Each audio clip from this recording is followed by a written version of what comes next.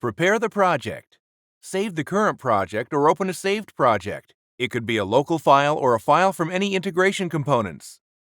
Unsaved projects must be saved before MRUN execution. Open MRUN by navigating to the MRUN tab.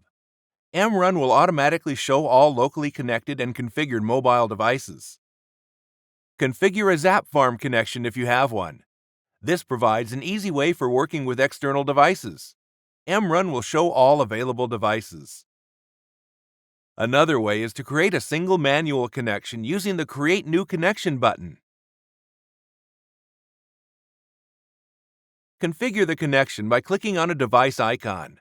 Please note that some devices may not support the configuration dialog.